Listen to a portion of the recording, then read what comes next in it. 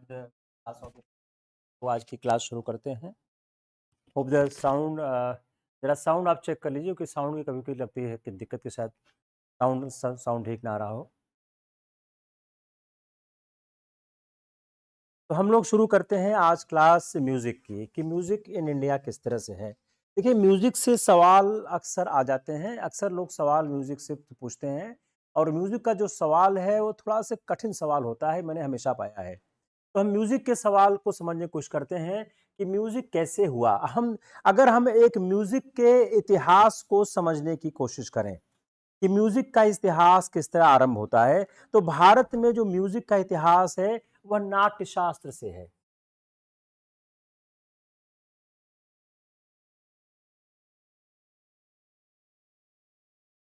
भारत में म्यूजिक का इतिहास किससे है? भारत में म्यूजिक का इतिहास हमारे सामने आता है फ्रॉम द नाट्य शास्त्र। तो नाट्य शास्त्र से भारत में म्यूजिक का इतिहास हमको प्राप्त होता है। तो पहला ही सवाल क्या हो गया कि नाट्य शास्त्र का संबंध किससे है? इसको किसने लिखा? भरत का नाट्य शास्त्र। पहला ही आसान सा सवाल है, भरत का नाट्य शास्त्र। तो भारत में संगीत का इतिहास जो है, जो भरत का नाट्य शास्त्र है, वह अर्लीस्ट इंडियन अथॉरिटी है ऑन 3 आर्ट्स। और जो ये हमारा अर्लीस्ट अथॉरिटी है, इसने जो सिस्टम ऑफ म्यूजिक डेवलप किया, अब म्यूजिक डेवलप यहां से हुआ है।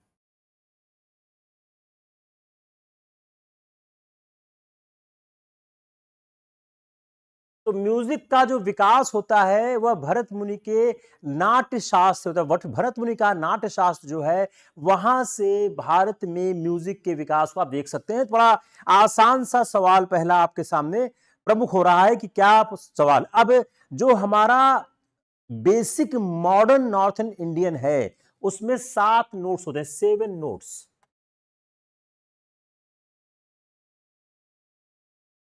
अगला सवाल देखिए, सब सवालों में बना रहा हूं 7 नोट्स।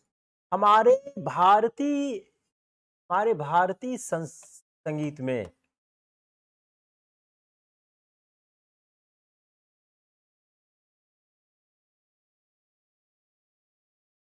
कितने नोट्स हैं?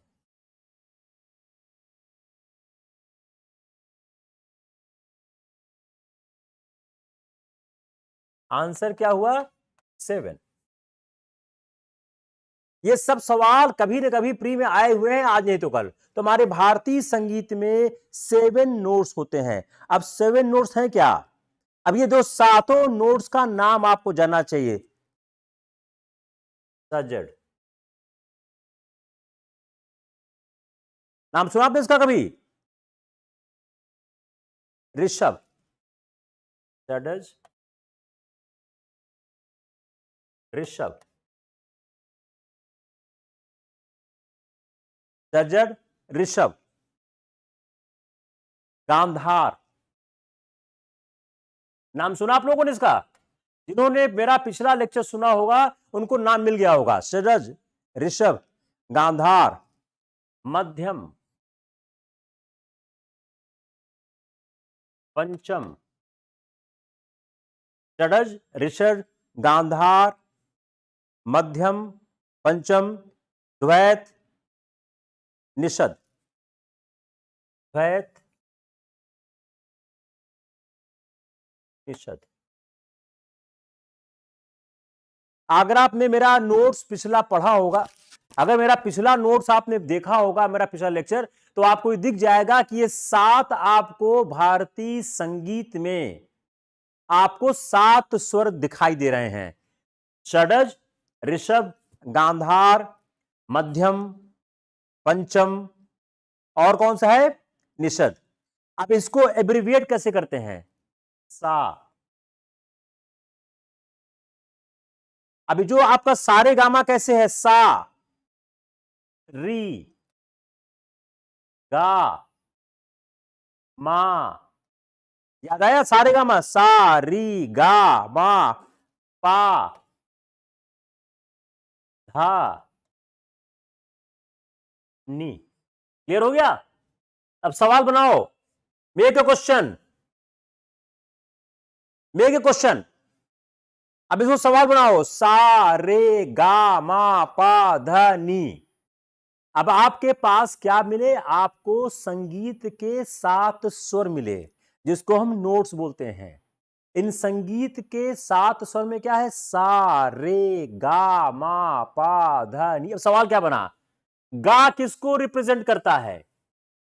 सवाल क्या बन गया? गा किसको रिप्रेजेंट करता है? री किसको रिप्रेजेंट करता है? सा किसको रिप्रेजेंट करता है? धा किसको रिप्रेजेंट करता है? नी किसको रिप्रेजेंट करता है? मां किसको रिप्रेजेंट करता है? पा किसको रिप्रेजेंट करता है? बहुत क्वेश्चन। सवाल मिला नहीं मेरा? मैं सवाल को फिर से रिपीट करता हूं। भारतीय संगीत के 7 स्वर हैं, 7 नोट्स इन द भारतीय इंडियन म्यूजिक। सा रे गा मा प ध नी। इनको क्या बोलते हैं? सा क्या है? षडज। री क्या है? ऋषभ। गा क्या है? गांधार। मा क्या है? मध्यम। हम हट जाते, समझ जाते। पा क्या है? पंचम। धा क्या है? द्वैत। नी क्या है? निषद। क्लियर नहीं हुआ? इसको क्लियर नहीं हुआ? ये सवाल प्रीलिम्स में आता है और आया हुआ है और फिर आएगा। देखिए, मैं बार बार एक चीज को रिपीट करता हूं कि जो आईएएस के एग्जाम का सवाल है उसके साथ विश्लेषण काम करता है। ये सारे गामा पाधा निशा का एक विश्लेषण है। ट्राई टू अंडरस्टैंड द विश्लेषण part of this whole concept. आगे चलें। अगर हम इसको देखें, यह यूरोपियन, अगला सवाल, यह यूरोपियन मेजर स्केल से इनकी साम्यता है। अगर हम यूरोपियन मेजर स्केल्स को देखें तो यूरोपियन मेजर स्केल से इनकी साम्यता है।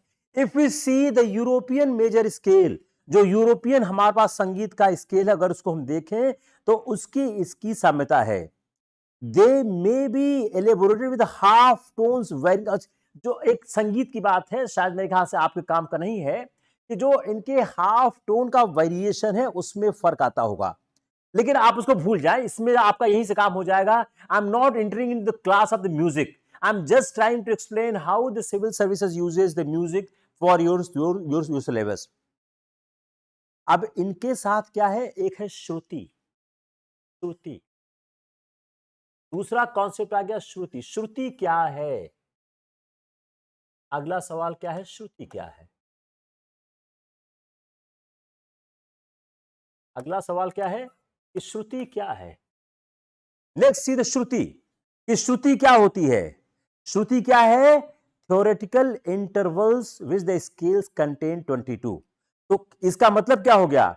जो जो श्रुति है, जो श्रुति है यह थ्योरेटिकल इंटरवल्स है। श्रुति क्या है? Theoretical interval.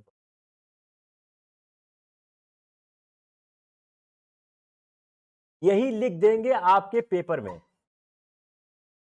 श्रुति क्या है? थ्योरेटिकल इंटरवल्स है। श्रुति क्या है?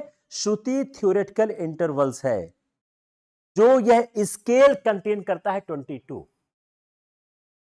क्लियर हो गया? मैं फिर से रिपीट कर रहा हूं कि जो आपने यह सारे गामा पाधा निसा सीखा, ये सारे गामा पाधा निसा को आप एलिब्रेट कर सकते हो वेरीफाइंग इंटरवल्स। तो इस आपको इसको, जो ये सारे गामा पाधा निसा है, इसको एलोबरेट किया जाता है हाफ टोन्स।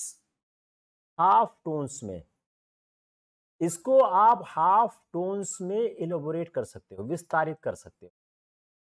जब इसको हाफ टोन्स में आप विस्तारित करते हो, जो इंटरवल्स है क्लासिफाई किया जाता है according to the number of shrutis. According to the number of Shruti.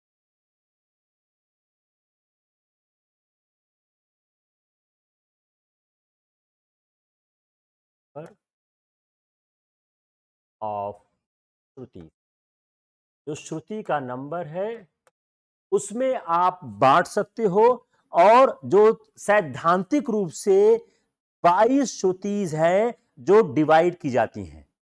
Clear हो गया? मैं फिर से रिपीट कर रहा हूं, यह जो देखिए सवाल 2 ही 3 बना है अभी तक, ज़्यादा सवाल बना नहीं है। मैं उसी को समझाने की कोशिश कर रहा हूँ कि आपका वो क्वेश्चन किसी भी हालात में गलत ना हो जाए। जो हमारा आप अब देखिए, आप मैं ब्लैक बोर्ड सामने हट जा रहा हूँ, आप ब्लैक बोर्ड देखिए। ब्लैक बोर्ड क्या बोल रहा है कि जो हमारा ये टोन सारे गामा पाधा निसा है, यह जो टोन है, इसको हम श्रुति, इसके अंदर श्रुति कंटेन होती है। तो जो हमारा ये सारे गामा पाधा निसा है, इसको हम एलोबरेट कर सकते हैं with half tones of verifying intervals. Half tones verifying intervals इसको एक्सप्लेन कर सकते हैं, और यह 22 हैं। तो जो मॉडर्न इंडियन थ्योरी है उसमें 22 श्रुतिज हैं जिसको डिवाइड किया गया, 22 श्रुतिज हैं, इनको डिवाइड किया गया है। इनको डिवाइड किया गया किसमें? इसी में 22 श्रुति को इसी सारे गामा पाधानीसा में डिवाइड किया गया है। It's clear not clear?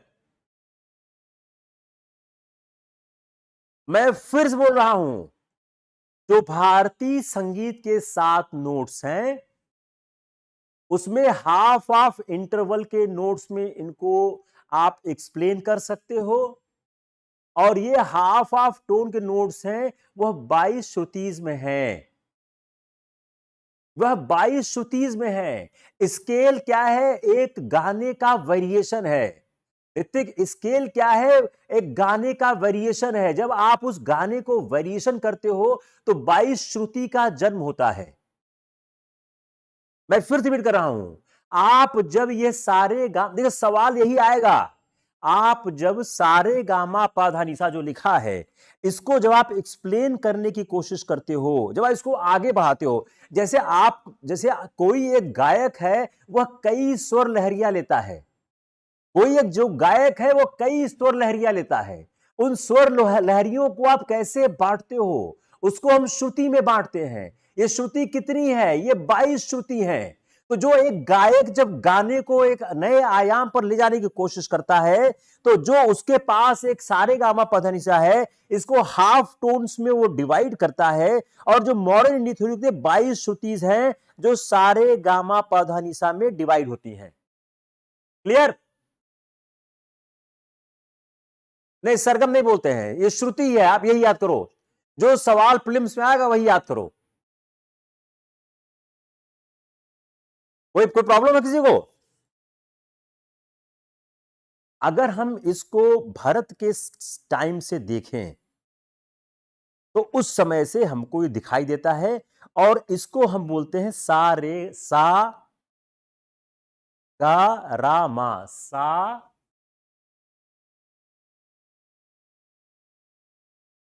गा रा मा।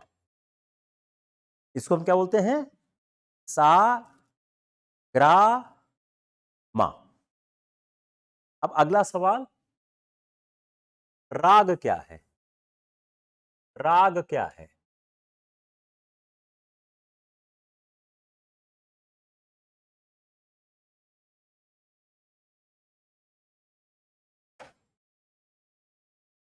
ठीक है, इट्स क्लियर। राग क्या है? एक राग क्या है? राग ए सीरीज ऑफ 5 और मोर नोट्स, सीरीज ऑफ 5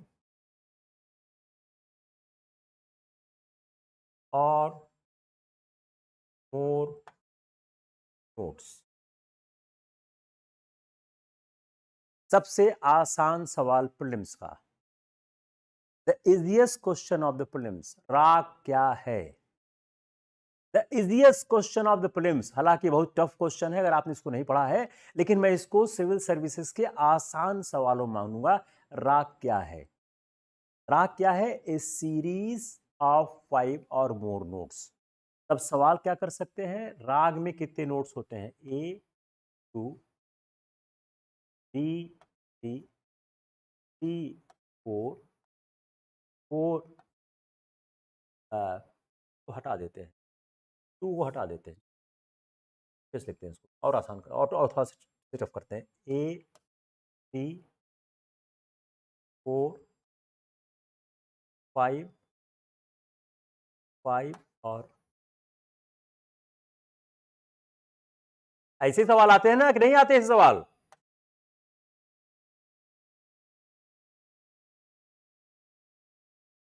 बन गया, आपके प्री का सवाल बन गया। राग क्या है? राग क्या है? राग क्या है? आंसर क्या लिखा है? ए सीरीज ऑफ 5 और मोर नोट्स। अब देखिए यही सवाल बन गया, राग क्या है? Answer A 3 notes, 4 notes, 5 notes, 5 और मोर नोट्स। क्लियर? मजा नहीं आ रहा है? बड़ा इंटरेस्टिंग है ये टॉपिक। मैं पूरा विश्वास रखिए आपको म्यूजिक से सवाल आप सही करके आओगे। यूपीएससी की वह ताकत हम लोग कैप्चर करेंगे जहां सवाल बनता है, बिल्कुल सवाल गलत नहीं होगा, जस्ट वेट फॉर इट। तो क्या हो गया? 5 और मोर नोट्स। तो सवाल हम क्या हैंडल कर रहे हैं? राग क्या है? तो राग क्या है? सीरीज ऑफ 5 और मोर नोट्स। अब दूसरा, upon which A melody based, जिस पर एक मेलोडी आधारित होती है। राग क्या है? ए सीरीज ऑफ 5 और मोर नोट्स, और इसमें क्या है? जिस पर एक मेलोडी बोस होती है। राग अगर टेक्निकल टर्म्स में देखें, only appears in musical text, only appears musical text later then that of Bharata. 10वीं शताब्दी में, 10वीं शताब्दी में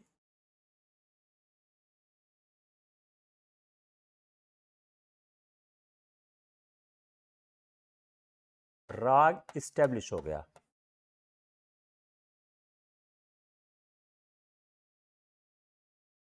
दसवीं शताब्दी में राग इस्टेब्लिश्ड हो गया। और जो हमारे पास ऑर्थोडॉक्स मेडिवल थ्योरी है, 6 बेसिक राग्स हैं और अदर रागनीज हैं। 6 बेसिक राग्स हैं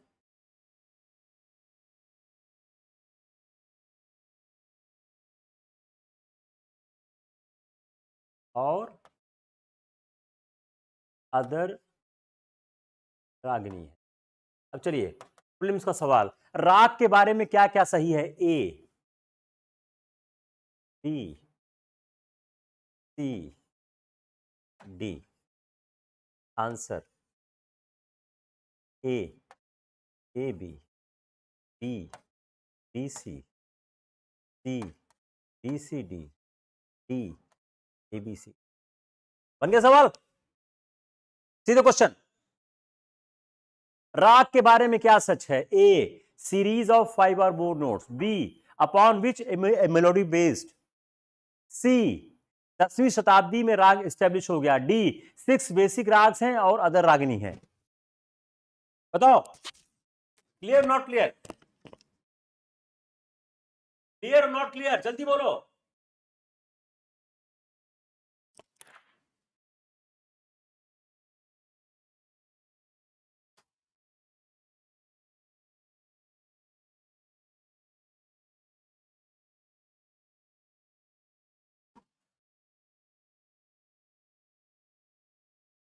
बोलो, clear not clear?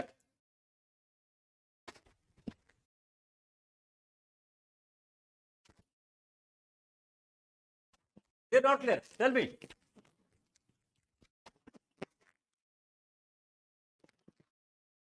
Yes yes yes yes yes. अब आते हैं, राग कब कब किस शहर में होता है, राग का प्रहर, राग राग प्रहर में होते हैं। देखिए मैंने आपको यह दिया है इलस्ट्रेशन, राग भैरव कौन सा राग किस समय प्रचारित, किस समय गाया जाता है। अब आप मेरे पुराने नोट्स पे जाइएगा, मेरे पुराने लेक्चर पे आपको एक पूरी लिस्ट मिलेगी।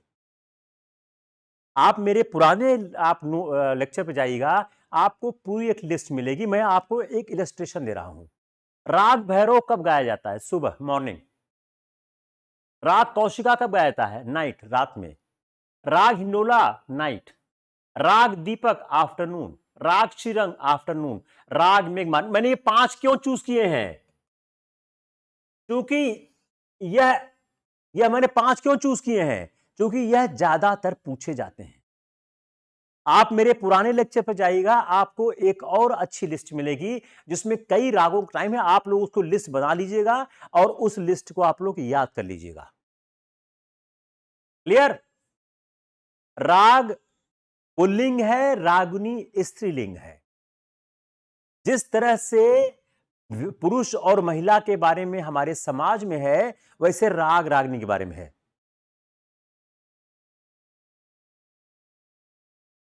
तो यह राग और रागनी का ये सिद्धांत है, तो याद रहेगा ये। तो जो राग है, अब एक सवाल क्या हो गया, राग को क्लासिफाई किया गया है according to time of the day और नाइट। अब क्यों क्या आता है? Most appropriate. राग को हम डे और नाइट्स कब गाते हैं? Most appropriate.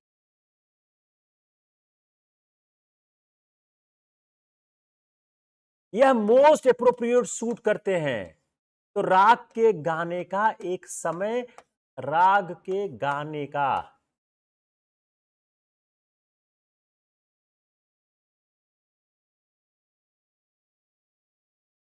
समय निर्धारित है। ठीक है। भारतीय भारतीय कहते हैं, भारतीय उसमें कहते हैं संगीत शास्त्र में उसका समय निर्धारित है। यही नुक्ता नहीं है। अब भैरव का संबंध किससे? अब देखिए, यह आपने देखा समय कब गाया जाता है। एक कदम और आगे चलते हैं। भैरव, एव and fear.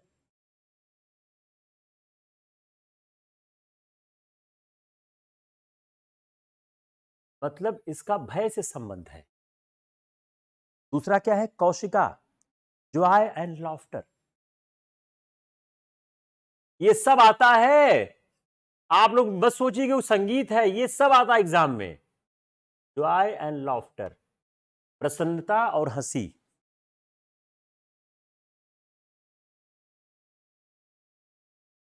Hindola, Deepika and Shrirang. Hindola, Deepak and Shrirang, love, Prem. Fine. मेघ, पीस एंड काम।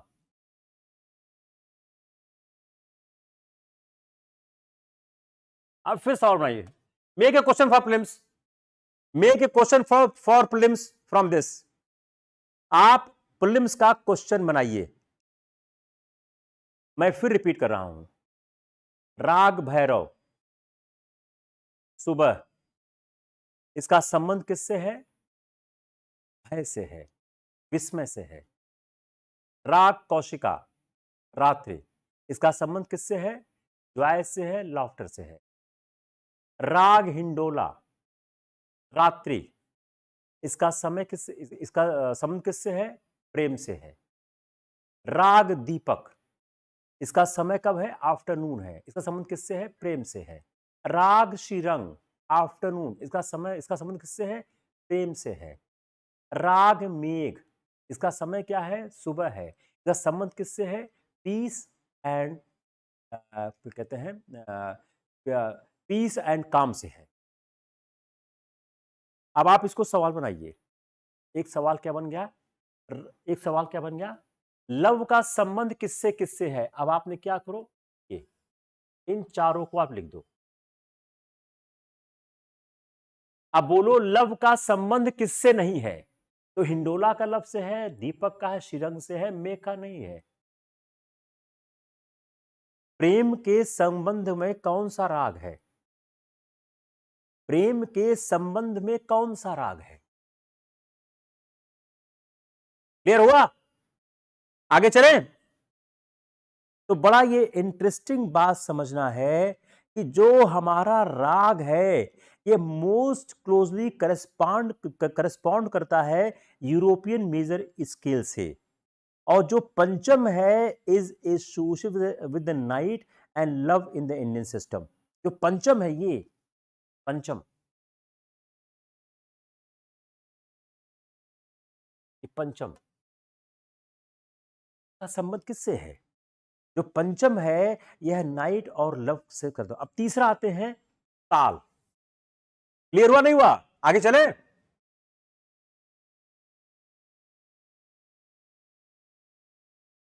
ताल,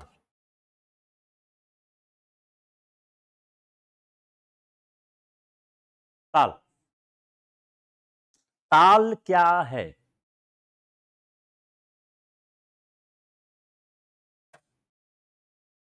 ताल क्या है?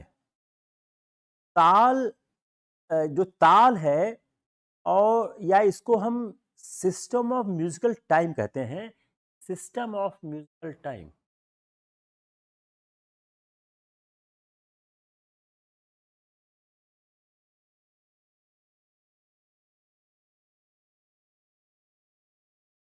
सिस्टम ऑफ म्यूजिकल टाइम बोलते हैं।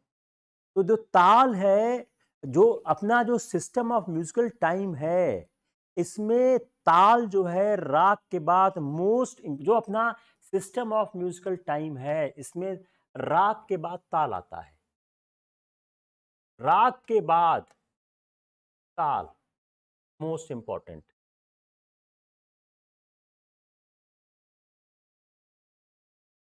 राग के बाद जो ताल है वह मोस्ट इंपॉर्टेंट एलिमेंट है इंडियन म्यूजिक का। और भारत का जो भारत का नाट्य शास्त्र था वह ताल को रिकॉग्नाइज करता है, और इस तरह से ताल को इंट्रोड्यूस किया गया। जो ताल है यह रेंज करता है in complexity from simple to four time. अभी कैसे करता है? सिंपल,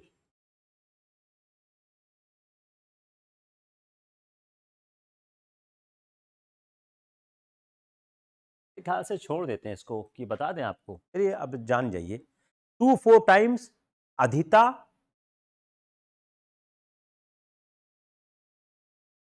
ख्याल से आना नहीं चाहिए यार, एग्जाम का कोई भरोसा नहीं है। टू फोर टाइम्स अधि आदि आदि आदि ताला, उसके बाद वन फोर रूपाका,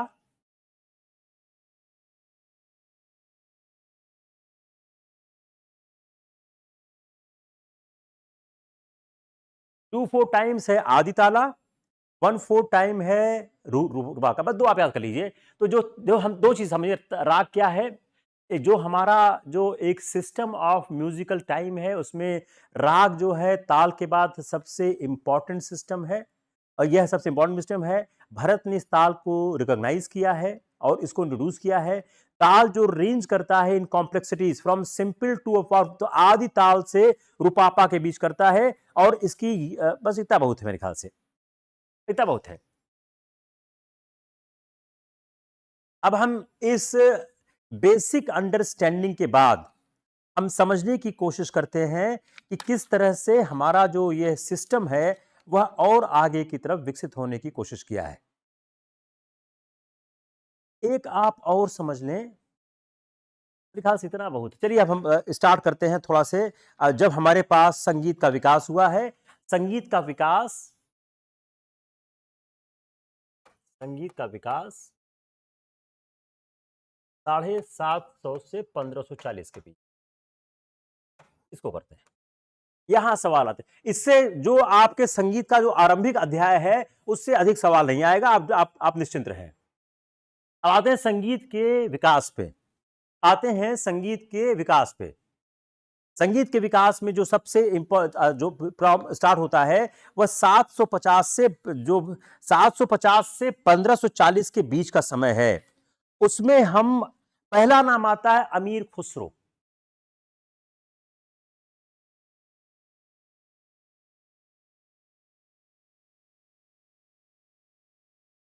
पहला महत्वपूर्ण नाम है अमीर खुसरो का। तो अमीर खुसरो को संगीत और भाषा दोनों ज्ञान था। इनके काल में ध्रुपद गायन शैली प्रचलित नहीं हुई थी। याद करिए पहला सवाल, अमीर खुसरो के समय में ध्रुपद गायन शैली प्रचलित नहीं हुई थी।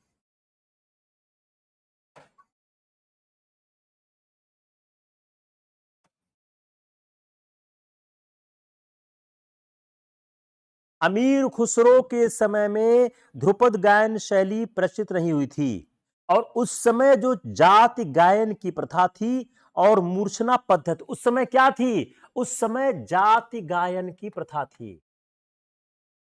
जाति गायन और मूर्छना पद्धति,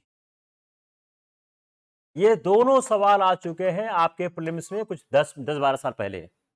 जाति गायन और मूर्छना पद्धति, इसके आधार पर जाति, उसमें जाति गायन की इसकी जाति गायन की प्रथा थी और मूर्छना पद्धति थी। ध्रुपद गायन नहीं था, मूर्छना पद्धति। तो मूर्छना पद्धति के आधार पर गाया होता था और लोक संगीत की कुछ धुनें बजाई जाती थी। अमीर खुसरो दक्षिण के संगीतकारों के संपर्क में आए। जब दक्षिण की विजय हुई तब अलाउद्दीन खिलजी के दरबार में गोपाल नायक आए। गोपाल नायक, अलाउद्दीन खिलजी के दरबार में गोपाल नायक आए दक्षिण की विजय के बाद। After the victory of the south by Alauddin Khilji, Gopal Nayak came in the court of the Alauddin Khilji. तो जब गोपाल नायक अलाउद्दीन खिलजी के दरबार में आए, जिनको उपहार के स्वरूप में प्रस्तुत किया गया, तो अमीर खुसरो और गोपाल नायक, अमीर खुसरो और गोपाल नायक, इनके बीच संगीत की प्रतिस्पर्धा हुई। जैसा हमने एक सुना है बैजू बावरा और तानसेन के बीच में, वैसे ही अमीर खुसरो और गोपाल नायक के बीच, अमीर खुसरो और गोपाल नायक के बीच संगीत की प्रतिस्पर्धा हुई, इसका उल्लेख मिलता है। अब देखिए, अमीर खुसरो को बगैर समझे हम भारतीय संगीत के विकास को नहीं समझ सकते, क्योंकि अमीर खुसरो का बड़ा योगदान है भारत के संगीत में। तो लेट्स अंडरस्टैंड अमीर खुसरो का योगदान भारत के संबंध में। अमीर खुसरो का सबसे बड़ा खास बात क्या है?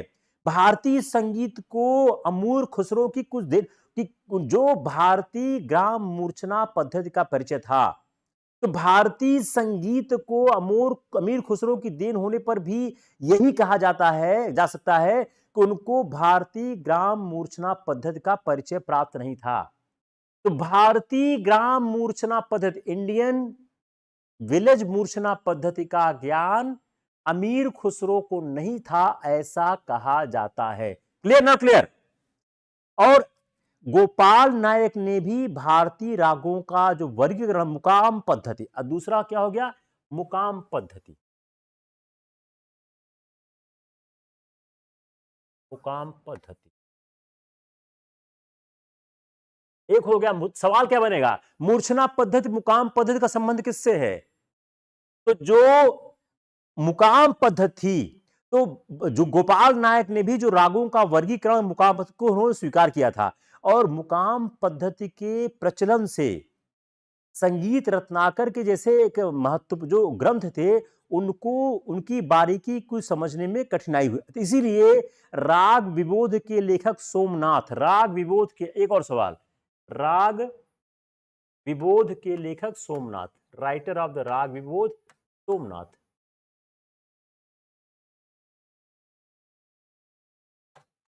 राग विबोध के लेखक थे सोमनाथ। तो राग विबोध के लेखक सोमनाथ ने यह कहा कि अभीश्वर में एक श्रुति कम या अधिक हो जाए तो कोई दोष नहीं। देखिए, अब यहां क्या है? श्रुति का उल्लेख फिर आ रहा है। श्रुति, मुकाम, मूर्छना का संबंध किससे है? सवाल फिल्म का हो गया। मूर्छना, मुकाम, श्रुति, ख्याल, इनका संबंध किससे है? या इसमें से किसका संबंध संगीत से नहीं है? इसका किसका संबंध संगीत से नहीं है? देखिए, एक बड़ा, थोड़ा सा 2 मिनट बात करते हैं। क्या लेक्चर इतना इंटेंस हो चुका है कि समटाइम्स लगता है कि मुझे हल्का हल्का बीच में ब्रेक देना चाहिए आपके दिमाग के स्थायित्व के लिए।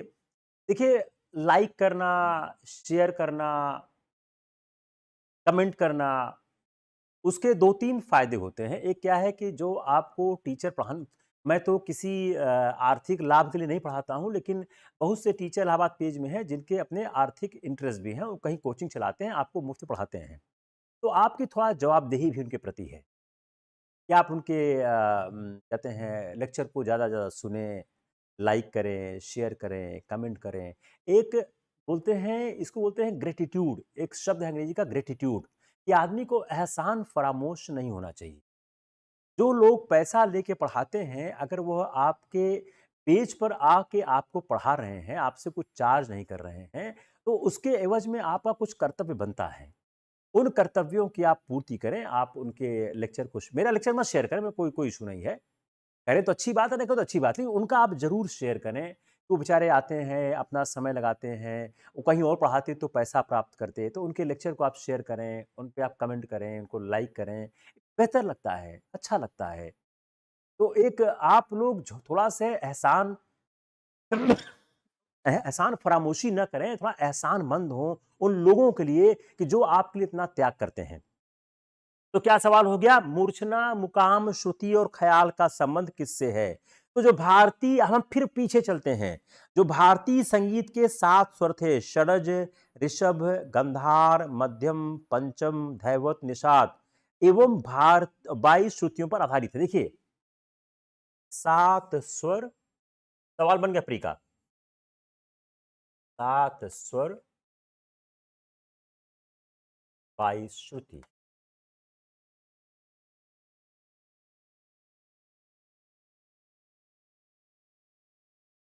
भारत का संगीत किस पर आधारित है? भारत का संगीत 7 स्वर और 22 श्रुति पर आधारित है। आप सातों स्वर का नाम याद जरूर करें, 22 श्रुति की जरूरत नहीं है। तो भारत का जो संगीत है वह 7 स्वर, फिर मैं रिपीट कर रहा हूं, षडज, ऋषभ, गंधार, मध्यम, पंचम, धैवत और निषाद एवं 22 श्रुतियों पर आधारित है। अब राग की रंजकता, जो राग हमारा अच्छा लगता है, जो राग रंजक होता है, द स्वीटनेस ऑफ द राग,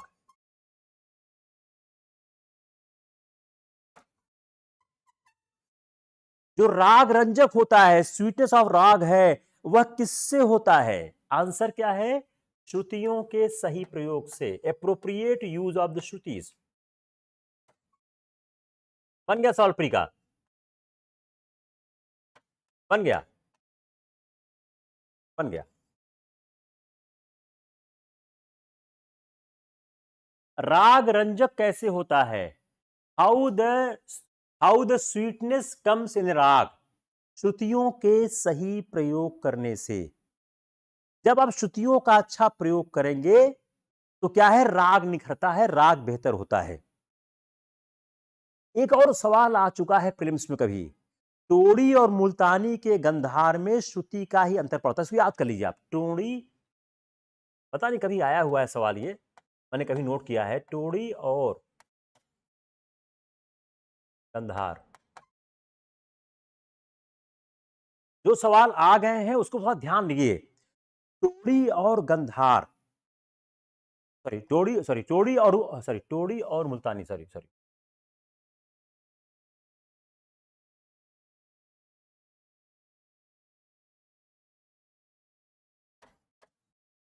टोड़ी और मुल्तानी, टोड़ी और मुल्तानी के गंधार में श्रुति का ही अंतर। टोड़ी और मुल्तानी जब आप ये दोनों गाते हैं तो इसमें जब आप गंधार का इस्तेमाल करते हैं तो उसमें दोनों में फर्क कौन लाता है? श्रुति लाता है।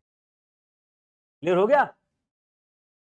टोड़ी और मुल्तानी के गंधार में श्रुति का अंतर पड़ता है। वैसे ही रागश्री और पुरिया के ऋषभ में, वैसे ही रागश्री और पुरिया, आप लोग उसको याद कर लीजिएगा।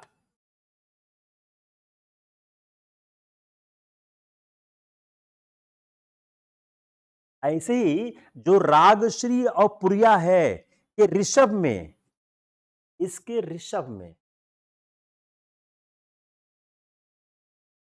रागश्री और पुरिया के ऋषभ में तभी स्वीटनेस या रंजकता आती है जब जब श्रुति का सही प्रयोग होता है।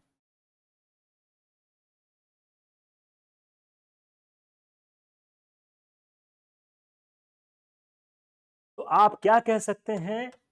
श्रुति के सही प्रयोग होने से राग में रंजकता आती है। द स्वीटनेस और the melody of the song is dependent upon the appropriate use of the Shruti. Clear होगा? वो भैया बालकृष्ण परिवर्तन वो गांधार है, ये गंधार है, दोनों में फर्क है। आगे चलें। अब अमीर खुसरो का एक बहुत महत्वपूर्ण योगदान क्या है? कव्वाली गायन। कहा जाता है, ये बड़ा हिट सवाल है आपके प्रीलिम्स का, कव्वाली गायन कौन लेके आया? बड़ा हिट सवाल है ये। पीसीएस में तो अभी भी आएगा, आईएएस पता नहीं आएगा नहीं आएगा। कव्वाली गायन, जो भारतीय संगीत में कव्वाली गायन का जो प्रचलन है वह अमीर खुसरो ने किया। उन्होंने कई आधुनिक राग का भी प्रचलन किया। तिलक, साजगिरी, सरपादा। तिलक,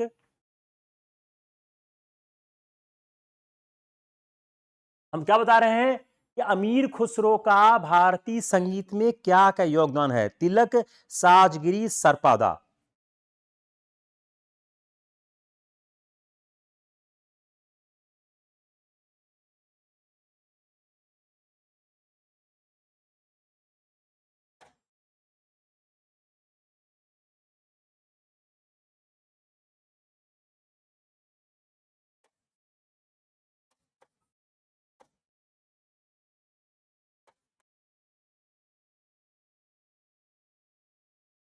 अमीर खुसरो का भारतीय संगीत में क्या योगदान है? उन्होंने सबसे पहले कव्वाली का प्रचलन किया और उन्होंने आधुनिक राग है जो तिलक है, साजगिरी है और सरपादा है को प्रचलित करने का श्रेय उनको प्राप्त है। प्रचलित करने का। संगीत रत्नाकर शारंगदेव, देवगिरी यादव। एक सवाल और है फिल्म्स का। संगीत रत्नाकर, संगीत रत्नाकर, संगीत रत्नाकर, सारंगदेव,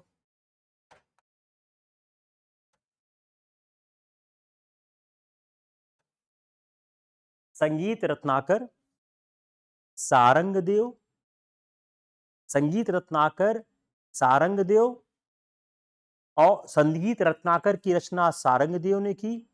ये यादव वंशी राजा,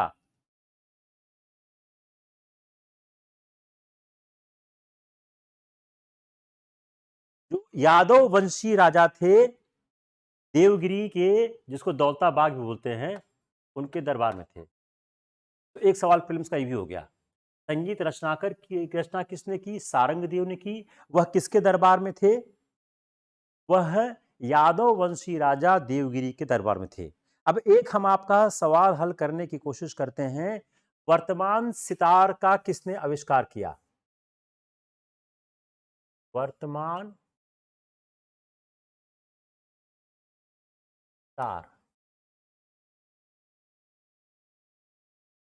कई किताबों में लिखा है कि अमीर खुसरो ने उसका आविष्कार किया, वह आंसर गलत है। तो वर्तमान सितार का आविष्कार किसने किया? कई किताबें बोलती हैं कि वर्तमान सितार का आविष्कार अमीर खुसरो के, वह जवाब गलत है। वर्तमान सितार का आविष्कार किया नेमत खां सदारंग छुड़वे, खुसरो खां। किसने किया? खुसरो खां। अमीर खुसरो ने किया है, खुसरो खां। याद रखिए इसको। कई किताबें गलत लिख रही हैं, खासकर जो किताबें आपकी कुंजी टाइप मिलती हैं उसमें लिखा होता खुसरो खां। वर्तमान सितार का आविष्कार किसने किया? खुसरो खां ने किया। जो अगर खुसरो खां के बारे में और आप जानना चाहें तो यह जो कहते हैं नेमत खां और सदारंग के छोटे भाई थे और फिरोज खां अदारंग के पिता थे। तो एक पूरी फैमिली है इनकी, यही कारण है। और मुगल सम्राट शाह आलम के ग्रंथ नादिर शाही से पूर्व जो भारतीय वाद्यों की सूची है उसमें सितार की चर्चा नहीं मिलती है। तो अब इसको निकाला कैसे गया है? जो मुगल सम्राट शाह आलम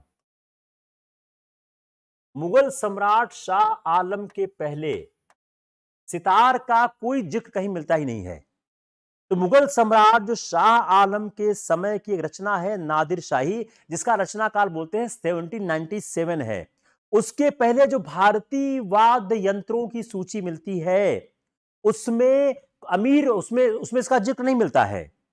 इसलिए सितार का आविष्कारक अमीर खुसरो नहीं हो सकते हैं, खुसरो खाई होंगे। और कुछ विद्वान अमीर खुसरो को ही तबले का आविष्कारक मानते हैं, जबकि नादिर शाही में किसी तबला वादन का उल्लेख नहीं हुआ है। तो आप कह सकते हैं 1797 के पहले। अब नादिर शाही को पूछा जाना क्यों इंपॉर्टेंट हो गया है? क्योंकि नादिर शाही से आप यह दो कंक्लूजन निकालते हो। तो 1797 के पहले सितार और तबले का जिक्र नहीं मिलता है। इसलिए अमीर खुसरो का कोई संबंध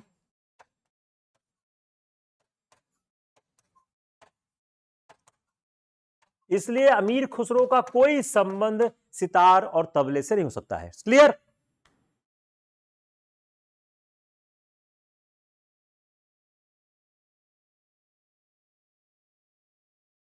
अमीर खुसरो ने ईरानी तंबूरा का आविष्कार किया था। कहां मिला है आपको ये? जब आप लोग कोई चीज लिखे तो आप सोर्स भी लिखा करिए, क्योंकि मैं बड़ा सोर्स बेस्ड आदमी हूं। मैं किसी कुंजी से पढ़ाता नहीं हूं, मैं बड़ी स्पेसिफिक और बड़ी कहते हैं ऑथेंटिक बुक से पढ़ाता हूं। मैं बुक्स का नाम कभी शेयर कर दूंगा कि कौन कौन से बुक्स मैं कंसल्ट करता हूं आपके किस किस टॉपिक के लिए।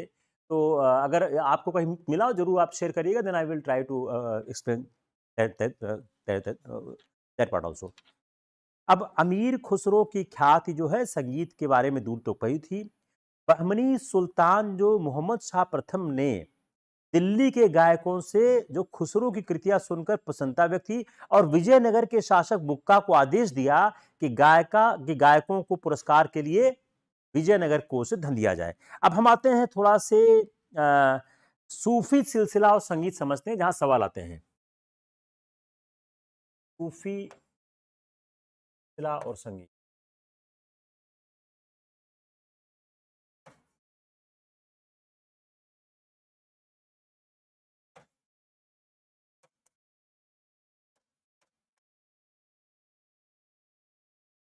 जरा हम इससे देखते हैं कैसे, देखिए संगीत की विकास यात्रा समझने की कोशिश कर रहे हैं हम।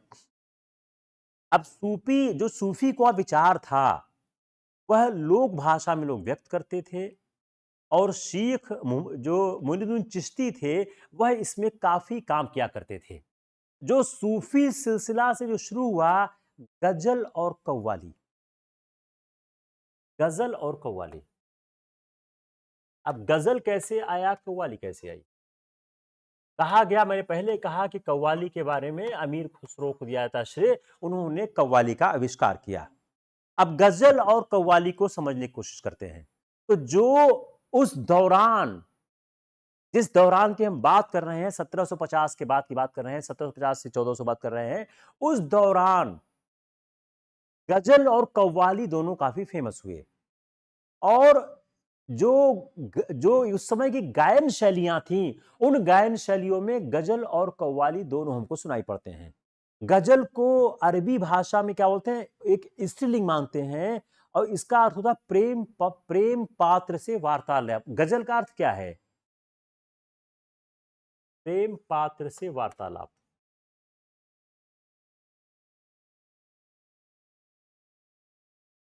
Conversation in the love. गजल का अर्थ क्या हो गया? तो एक गजल, अब देखिए, अब गजल होता क्या है, व्हाट इज द गजल? Come on the dynamics of the गजल। डायनेमिक्स ऑफ द गजल, यह सवाल आ सकता है। यह सवाल अभी तक आया नहीं, मुझे दिखा नहीं कभी, मैंने जो पेपर्स हैं, लेकिन आ सकता है कि गजल में क्या होता है। एक गजल में कम से कम 5 और अधिक से अधिक 11 शेर होते हैं। पहला लाइन क्या लिखिए, एक गजल में कम से कम 5 और अधिक से अधिक 11 शेर होते हैं। सारे शेर एक ही रदीफ और काफिये में होते हैं, और प्रत्येक शेर में एक स्वतंत्र भाग होता है। गजल का जो प्रथम शेर है उसको मतला कहते हैं और अंतिम शेर को हम मुक्ता कहते हैं। और मक्ते में शायर अपना उपनाम रखता है और गजल का संग्रह दीवान कहलाता है। अधिकांश गजलें श्रृंगार रस में लिखी जाती है। इतना अभ्यास के लिए काम हो गया। मेरे ख्याल से इतना हो गया, इतने से बाहर नहीं आएगा। मैं फिर रिपीट कर रहा हूं, मैं ऊपर अगर लिखूंगा तो आपके लिए बहुत टाइम जाएगा कि एक गजल में कम से कम 5 और अधिक से अधिक 11 शेर होते। Point number 1। पॉइंट नंबर 2, सारे शेर में एक रदीफ और काफिया होता है। प्रत्येक शेर में एक स्वतंत्र भाव होता है। गजल का प्रथम शेर मतला होता है, अंतिम शेर मक्ता कहलाता है। मक्ते में शायर अपना उपनाम लिखता है और जो कहते हैं गजलें होती हैं, यह श्रृंगार रस में लिखी जाती हैं। अब गजल की हम तुलना करते हैं कव्वाली से। कव्वाली में एक आता शब्द कौल। कौल का अर्थ क्या है? कथन। और जो कौल का अर्थ हुआ कथन और कौल का गाने वाला कव्वाल, कथन और कव्वाल, और इसी गायन शैली को हम कव्वाली कहते हैं। गजल और कव्वाली दोनों गायन शैलियां सुल्तानों और सूफियों में समान रूप से लोकप्रिय थीं। सबसे बड़ा जो शासक था, जो संगीत प्रेमी था, वह मोहम्मद तुगलक था सल्तनत काल में। ये भी एक सवाल हो गया कि कौन सा शासक था सल्तनत काल में जो सबसे ज्यादा संगीत प्रेमी था। वह मोहम्मद तुगलक था और कहते हैं उसके दरबार में 1200 गायक थे। यह सवाल अक्सर आता है, जो लोग गलत कर जाते हैं उनको समझ नहीं आता इसमें क्या आंसर करें। 1200 गायक थे, उसके दरबार में 1200 गायक थे। Now let's move towards the Mughal काल। ये आपका मैंने सल्तनत काल में जो इतिहास हुआ है वो मैंने आप समझाने की कोशिश की है। Now let's on the Mughal काल। अब हम आते हैं 1550 के बाद से। 1550 से 1750 सल्तनत काल में ये महत्वपूर्ण जो जो विकास हुए मैंने आपको बताए। अब आते आगे पे। कोई प्रॉब्लम किसी को? मजा नहीं आ रहा है? चलिए नेक्स्ट पार्ट हम समझने की कोशिश करते हैं कि मुगल काल में किस तरह से संगीत का विकास हुआ।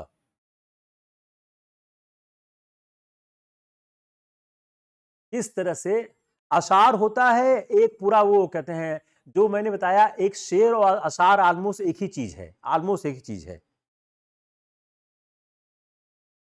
अशार क्या होता है? 2 लाइन का शेर, उसको अशार बोलते हैं। चलिए, अब तानसेन का नाम पहला आता है। तानसेन के रचे बहुत से ध्रुपद प्राप्त होते हैं। जो तानसेन ने ध्रुपद रचे उसमें क्या है? बादशाह अकबर का गुणगान है।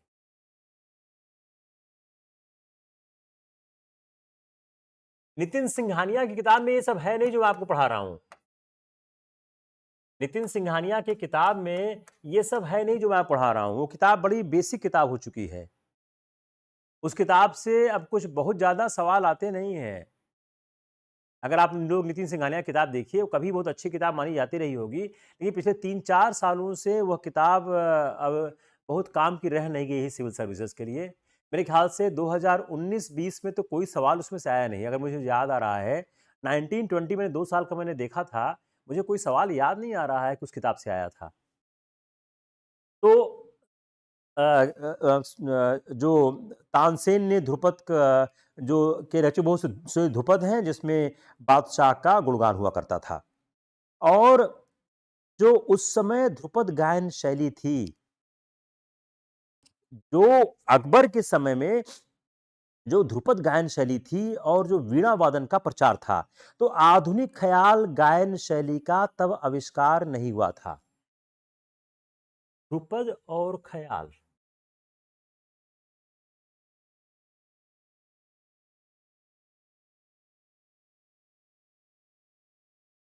ध्रुपद और ख्याल, तो जो उस समय की ध्रुपद शैली थी वह प्रचलित थी। आधुनिक ख्याल शैली का आविष्कार नहीं हुआ था। अब चूंकि आधुनिक ख्याल शैली का आविष्कार नहीं हुआ था, इसलिए ध्रुपद गायक ही विभिन्न रागों में नए नए ध्रुपदों की रचना करते थे, जो अधिकतर ब्रज भाषा में थे। भाषा भी आ गई, ब्रज भाषा। अब एक सवाल क्या आ गया, अधिकतर ध्रुपद गायन उस समय किस भाषा में थे? अधिकतर ध्रुपद गायन, जो अधिकतर जो ध्रुपद गायन थे वह ब्रज भाषा में थे। उसका कारण था यह ब्रज भूमि के आसपास हुआ करते थे। अब हम आते हैं धमार। अब ध्रुपद के समान एक दूसरी शैली थी। जब अगर हम उस समय की समझने की कोशिश करें, जो हम जिस समय की बात कर रहे हैं, तो तानसेन के अलावा और भी ध्रुपद गायक थे। बैज थे, बख्श थे, गोपाल थे, हरिदास थे, सूरदास थे, रामदास थे, ऐसे कई नाम मिलते हैं। और अकबर के जो दरबार में कुछ और नाम मिलते हैं, रामदास, सुभान खां, सुरजान खां, मियाँ चांद, ये भी नाम मिलते हैं। तो जो तानसेन अकबर के दरबार में आने से पूर्व रीवा के राजा रामचंद्र के यहाँ थे। रीवा के राजा रामचंद्र,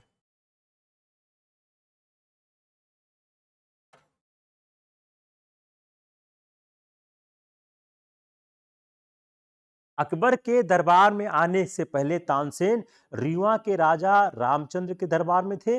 और अकबर ने जब उनकी प्रशंसा सुनी तो उनको बुलाया और राजा रामचंद्र से तानसेन को मांग लिया, और उन्होंने अपनी कला से काफी प्रभावित किया। और अकबर ने ही तानसेन को कंठाभरण वाणी विलास, कंठाभरण वाणी विलास, कंठाभरण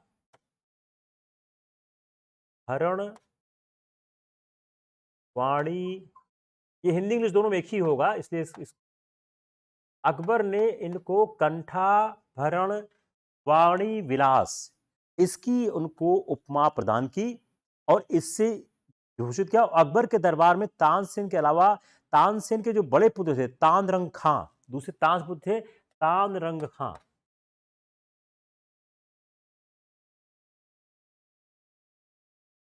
जो तानसेन के बेटे थे, वो भी इसमें थे। अब हम आते हैं थोड़ा से एक उस पार्ट पे कि जो पार्ट हमारा फिलोसफिकल पार्ट है। जब ध्रुपद गायन शैली का प्रचार कम होने लगा तो ध्रुपद की जगह ख्याल, तो एक आप आ सकते हो क्रोनोलॉजी में ध्रुपद के बाद, देखिए मूर्छना शैली। अब आइए क्रोनोलॉजी बनाइए, मूर्छना शैली, ध्रुपद, मूर्छना, कव्वाली,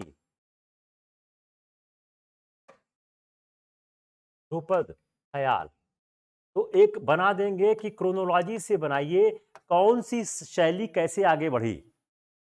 तो जब ध्रुपद शैली के समान दूसरी ख्याल शैली प्रचलित होने लगी, और sorry sorry sorry sorry mix, sorry, dhamar, dhamar, यार इतना ज्यादा टर्म है कि मैं याद करके थक जाता हूं। तो जो जो धमार शैली, ध्रुपद के समान एक दूसरी शैली आती है, धमार शैली। धमा चौकड़ी, धमाधम, धूमधाम, ये सारे जो शब्द हैं धमार शैली को एक्सप्लेन करते हैं। तो धमार शैली क्या थी? लोक जीवन की शैली। It is a folk, it is a folk expression. तो धमार क्या थी? यह लोक जीवन की शैली थी। ब्रिज की होरी। अब देखिए सवाल कहीं से बना सकते हैं, राधा कृष्ण, गोपियां, जैसे भी सवाल बनाइए। तो धमार शैली में क्या क्या होता था? धमार शैली एक लोक जीवन की शैली थी, जिसमें ब्रिज की होली का वर्णन मिलता है, जिसमें कृष्ण और गोपियों के होली खेलने का वर्णन मिलता है। तो जो कृष्ण और गोपियों के होली खेलने का वर्णन, जो अगर हम इसको देखें तो कृष्ण और गोपियों के होली खेलने के वर्णन से धमार शैली को बहुत लोकप्रियता प्राप्त हुई। तो जो टोलियां, जो अगर आप गांव में भी देखें यही शैली आज भी चलती है, तो जो टोलियां गाया करती थी होली का उत्सव, उसमें इस गायन विद्या का प्रयोग होता था। तो धमार गायन की जो संगत थी, अब धमार गायन की संगत किससे होती है? पखावज से होती है। धमार गायन शैली की संगत पखावत, अगर ध्यान दें गांव में लोग ढोल बजाते हैं ना, उस पखावत होती थी। तो इसका जो संगति है पखावत होती है। अब इस शैली की विशेषता क्या है? इसमें प्रयुक्त होने वाले ताल का नाम भी धमार ही है। अब जो शैली है उसका नाम भी धमार है, और जिसमें 14 मात्राएं हैं। बड़ा इंपॉर्टेंट सवाल है कि जो हमारी धमार शैली है, इसमें जो ताल का इस्तेमाल होता है, इसमें ताल कौन सा इस्तेमाल होता है? ताल। ताल का नाम भी धमार है। इसमें मात्राएं कितनी हैं? 14 मात्राएं हैं। जो नोट्स हैं इसके 14 हैं। तो धमार शैली के साथ आपको याद, ये 3 चीज याद हो गई। पहला क्या हो गया? मूर्छना, कव्वाली, ध्रुपद, धमार आपने पाया एक सीरीज में कि कौन पहले आ रहा है, कौन बाद में आ रहा है। दूसरा, धमार शैली क्या है? एक लोक जीवन की शैली है। ब्रिज की होरी का वर्णन है, कृष्ण और गोपियों का वर्णन है, वो लोग होली खेलते थे। इसके साथ पखावज की संगत होती है। और धमार शैली जो होती है, इस धमार शैली की विशेषता क्या है? इसके साथ जो ताल का इस्तेमाल होता है उसका नाम भी धमार है, जिसमें 14 मात्राएं होती हैं। क्लियर हो गया? क्लियर नहीं हुआ? बताओ। बाज बहादुर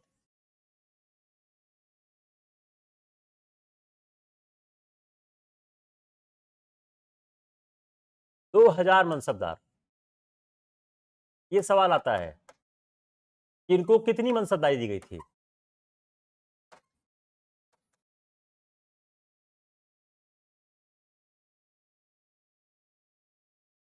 ये अबुल फजल ने जिक्र किया हुआ है कि 16वीं शताब्दी में जो एक शुजात खां के बेटे थे, बायजीद, जो बाज बहादुर बोलते हैं, वो कुशल संगीतकार थे, और अकबर ने उनको अपने दरबार में बुलाकर 2000 की मनसबदारी दी थी।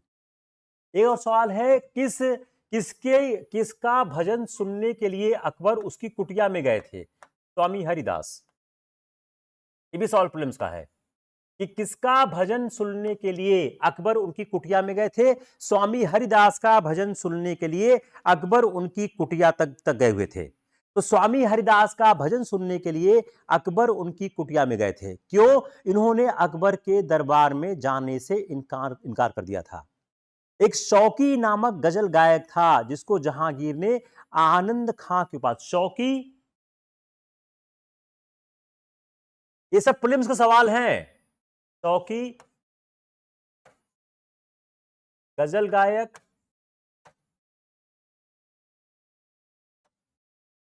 जहांगीर, आनंद खां। शौकी नामक गजल गायक था जिसको जहांगीर ने आनंद खां की उपाधि थी। शाहजहां के बारे में बोलते हैं कि वह प्रतिदिन 1.5 घंटे संगीत का, अरे बड़ा अच्छा सवाल है, कौन सा ऐसा शासक है कि वह प्रतिदिन अपने अंतःपुर में, कि every day in his own harem he enjoys the music for 1.5 hours? Shah Jahan. और लाल खां को शाहजहां ने गुण समुंदर, लाल खां, शाहजहां,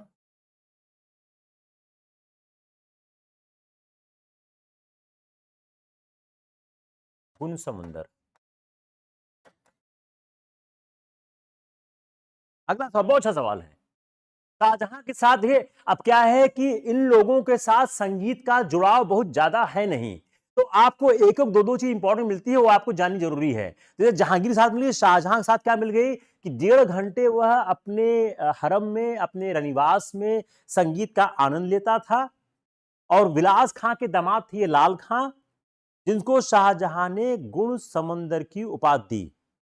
और संगीत, शाहजहां की संगीत प्रियता को एक बात और हमको मिलता है उल्लेख कि उसने, जो उसके दरबारी गायक थे खुशहाल खां और विश्राम खां, उन्होंने शाहजहां को टोड़ी राग गाकर ऐसा मुग्ध कर दिया था कि उसने मुर्शीद खां को औरंगजेब के साथ दक्षिण भेजा बगैर पत्र पर हस्ताक्षर किए, बगैर पत्र पर पढ़े। तो शाहजहां के साथ तीन चार महत्वपूर्ण चीज है जो शाहजहां के संगीत। दूसरी क्या है? हस्ताक्षर, बगैर पढ़े हस्ताक्षर, मुर्शीद खां।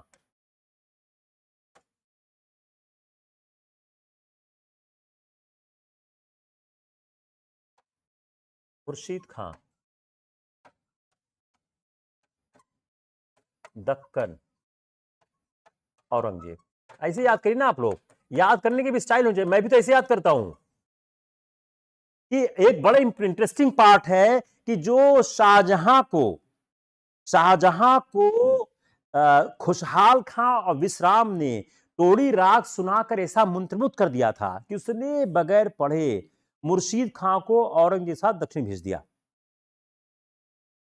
अब औरंगजेब के समय में हालात खराब थे। देखिए, आप लोग एनसीईआरटी पढ़ लीजिएगा। मैं एनसीईआरटी के फैक्ट्स जानबूझ कर नहीं लिख रहा हूं कि आप उसको पढ़ लीजिए, उसमें ज्यादा। अब आप लोग एनसीईआरटी पढ़ेंगे बहुत फास्ट पढ़ लेंगे कि क्या हुआ, संगीत का के साथ क्या किया गया, कौन से साहित्य। बहुत छोटा है, 2-3 पेज में आप लोग पढ़ डालिएगा। तो औरंगजेब के साथ क्या है कि औरंगजेब के समय में संगीत का समय अच्छा नहीं रहा। उसने अपने कहते हैं अपने दरबार से गायकों को और वादकों को स्थान नहीं दिया। और लेकिन फिर भी उसके राजाश्रय में गायकों एवं वादकों को दरबारी स्थान प्राप्त था। तो एक क्या था, संगीत में उसका नकारात्मक दृष्टिकोण था। दूसरा, उसने अपने राजाश्रय में गायकों और वादकों को स्थान दिया था। खुशहाल खां, विश्राम खां, रसबैन खां और हयात सरसैन, यह उसके दरबार में थे। औरंगजेब ने दरबार को संगीत में अब एक सवाल आता है, औरंगजेब ने संगीत बंद क्यों कराया था?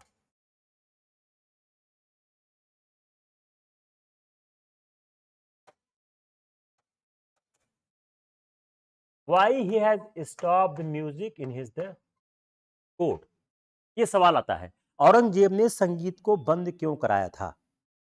ताकि दरबारी लोग विलासिता में न पड़ जाएं। दरबारी लोग विलास, यही आएगा आपके एबीसीडी में, दरबारी लोग विलासिता में न पड़ जाएं।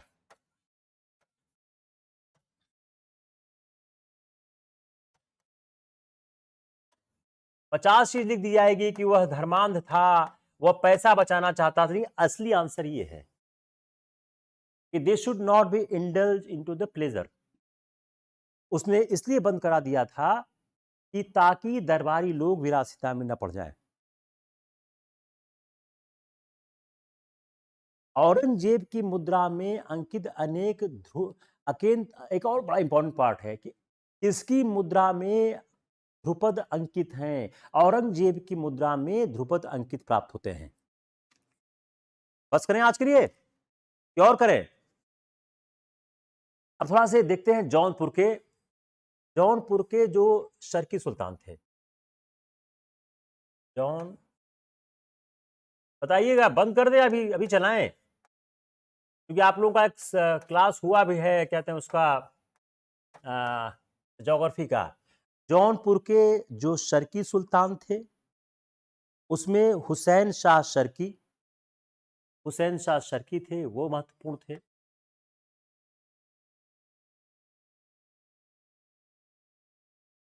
तो जौनपुर के शर्की सुल्तान थे जो हुसैन शाह शर्की थे। तो हुसैन शाह शर्की थे, वो उन्होंने कहते हैं उन्होंने गायन शैली कल्पना की जो ध्रुपद गायन शैली से अलग थी। मोहम्मद शाह रंगीला, ये बहुत इंपॉर्टेंट नाम है, मोहम्मद शाह रंगीला।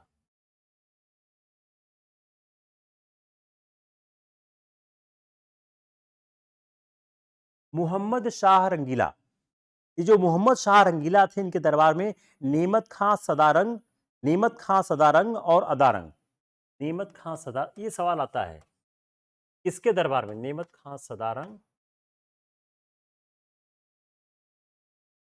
एंड अदारंग? जो मोहम्मद शाह रंगीला का दरबार था उसमें नेमत खां सदारंग और अदारंग ने ख्याल गायकी, किसको? ख्याल गायकी।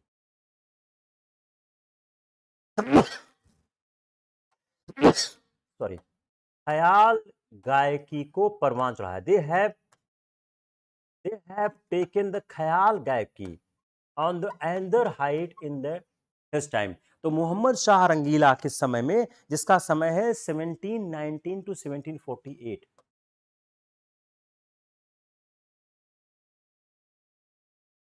इसके समय में नेमत खां सदारंग और अदारंग, इनका नाम आप लोग आज भी सुनते होंगे, नेमत खां सदारंग और अदारंग ने इनके समय ख्याल गायकी को एक दूसरे परमांत ले गए। अब थोड़ा से हम ख्याल समझते हैं। ध्रुपद और ख्याल में फर्क क्या है? ध्रुपद और ख्याल, ये भी सवाल आपके एग्जाम का अच्छा सवाल है। ध्रुपद और ख्याल, हम लोग थोड़ा से 2 मिनट समय लगाते हैं ध्रुपद और ख्याल में कि होता क्या है। कि ध्रुपद और ख्याल क्या होता है, कि इन दोनों में क्या किस तरह का फर्क हम देखते हैं। अब देखिए, ध्रुपद और ख्याल में फर्क क्या है, पहले ख्याल समझते हैं। ख्याल में जो 4 अंगों की अपेक्षा 2 प्रमुख अंगों से काम चला लेते हैं। ध्रुपद में स्थायी, अंतरा, संचारी और अभोग। स्थायी, अंतरा, संचारी, अभोग। स्थायी,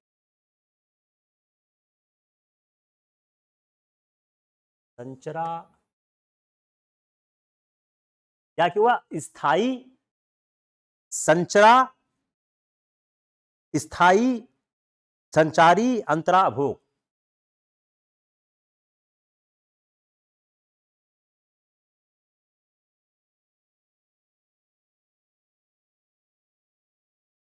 तो अगर हम देखें तो जो ध्रुपद है उसमें स्थायी, अंतरा, संचारी और अभोग। स्थायी, संचरा, स्थायी, अंतरा, स्थायी, स्पेलिंग गलत हो गई। हाँ, हो गया। ध्रुपद में क्या हो गए? ध्रुपद में स्थायी, अंतरा, संचारी और आभोग, यह 4 अंग होते हैं।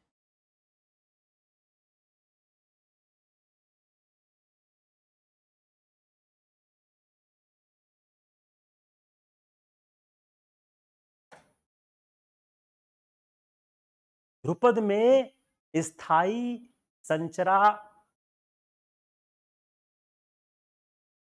तो एक सवाल प्रीलिम्स का क्या हो गया? ध्रुपद में कौन से अंग होते हैं? ए स्थायी, B antara, C sanchari, D abhog. Answer A, A, B, A B, C, A B C, D, A B. Clear हो गया? तो ध्रुपद में स्थायी, संचरा, स्थायी, अंतरा, संचारी और अभोग।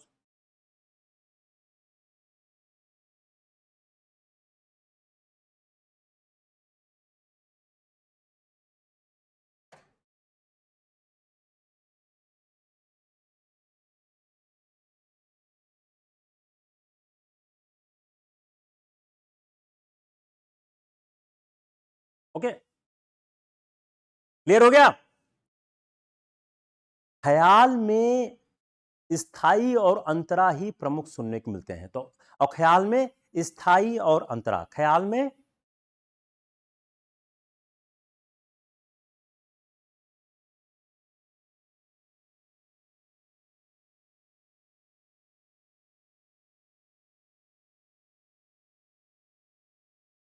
क्लियर? मैं फिर से रिपीट कर रहा हूं, देखिए फिर सुनिए ध्यान से। ध्रुपद और ख्याल में फर्क कैसे ले आते हैं? ख्याल में 4 अंगों, अब 4 अंग क्या हो गए? स्थाई, अंतरा, संचारी और आभोगी, 4 अंग हो गए। ध्रुपद में ये 4 अंग प्रमुखतः चलते हैं, लेकिन ख्याल को 2 अंगों से काम चलाया जा सकता है, वो है स्थाई और अंतरा। क्लियर हो गया? ये पहला फर्क हो गया। It is the first difference. किसको क्लियर नहीं हुआ? क्लियर हुआ नहीं हुआ? ये सवाल गलत नहीं होना चाहिए, किसी भी हालत में सवाल गलत नहीं होना चाहिए। ये हो गया पहला डिफरेंस। दूसरा,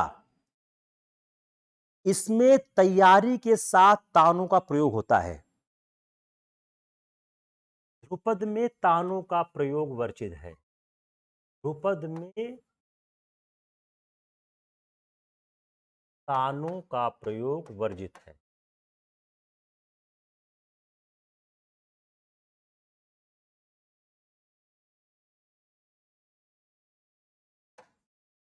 दूसरा अंतर,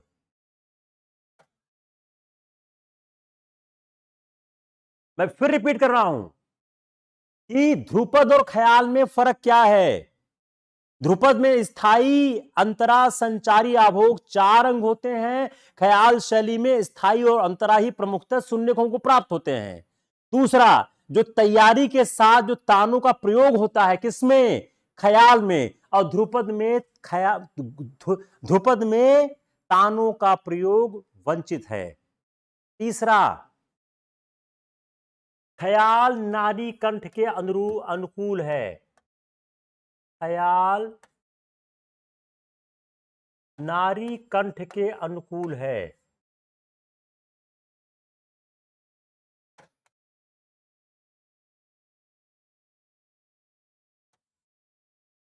It is a very suitable for the woman's voice. ख्याल नारी कंठ के अनुकूल है, इस कारण इसके प्रचार में अधिक सहायता मिली। मुर्की का प्रयोग केवल ख्याल गायकी में होता है। मुर्की आप सुनते होंगे, मुर्की का प्रयोग, ये मेंस का भी अच्छा सवाल है, केवल ख्याल गायकी में। आप लोग अक्सर सुनते होंगे उसकी मुर्की अच्छी है। मुर्की का प्रयोग केवल ख्याल गायकी में, मुर्की का प्रयोग ओनली इन द ख्याल स्टाइल ऑफ सिंगिंग, मुर्की का प्रयोग होता है। क्लियर और नॉट क्लियर? नहीं क्लियर हुआ? गमकों का प्रयोग ध्रुपद गायकी में वर्चित। पांचवा, गमकों का प्रयोग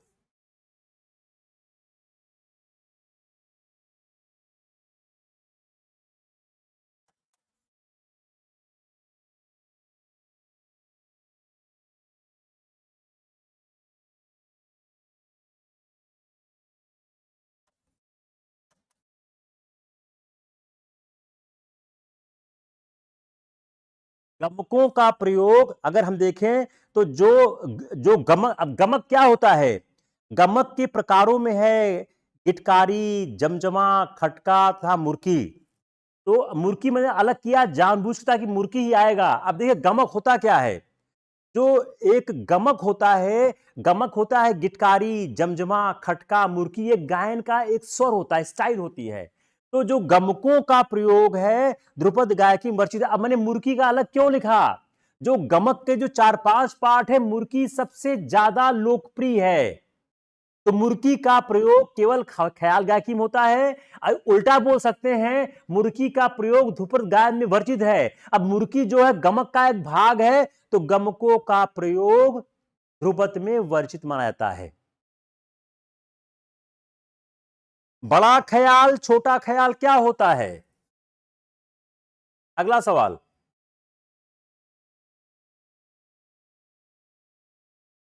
बड़ा ख्याल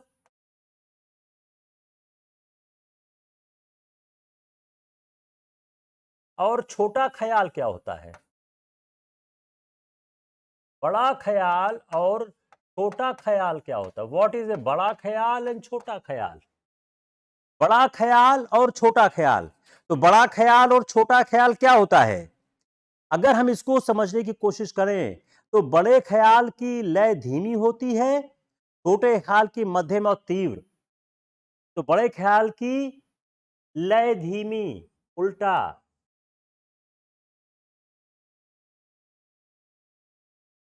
इसकी मध्यम और तीव्र।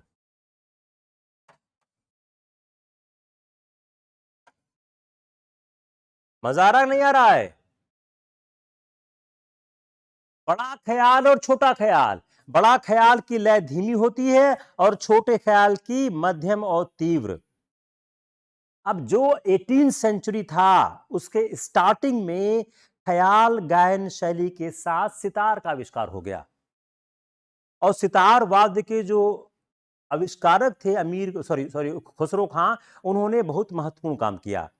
और उसी समय उसी समय तबले और सितार का युग आ गया और तबले और सितार का आविष्कार रंगीला के युग में हुआ और उस युग से पहले इनके वाद्य यंत्र नहीं मिलते, तो तबले और सितार ने गायकी को बदल दिया। अब सवाल ये उठता है कि सितार की आवश्यकता क्यों हो गई? जब ख्याल गायकी बढ़ने लग गया तो वीणा पर ख्याल, अब वीणा पर ख्याल चल नहीं पा रहा था। अब अगला सवाल कि सितार का आविष्कार क्यों हुआ? वीणा पर ख्याल चल नहीं रहा था। जब ख्याल गायकी का विकास हुआ तो दिक्कत क्या हुई? जो परंपरागत वीणा था, वो परंपरागत वीणा था, वो ख्याल गायकी के अनुकूल नहीं चल रहा था, वो चल नहीं पा रहा था। तो उन्होंने क्या किया? उन लोगों ने उस गायकी की बारीकियों को उतारने के लिए, इसको और हम आसान से बताते हैं कि जब ये ख्याल गायकी पराकाष्ठा की तरफ बढ़ रही थी तो वीणा ख्याल गायकी को पूरी तरह अव्यक्त नहीं कर पा रहा था। तो वीणा चूंकि ख्याल गायकी को पूरी तरह से व्यक्त नहीं कर पा रहा था, इसीलिए इसीलिए अगर देखा जाए तो वीणा पर ध्रुपद अंग की गायकी का जैसे अवतरण हुआ, वैसे ही सितार का ख्याल के लिए हुआ।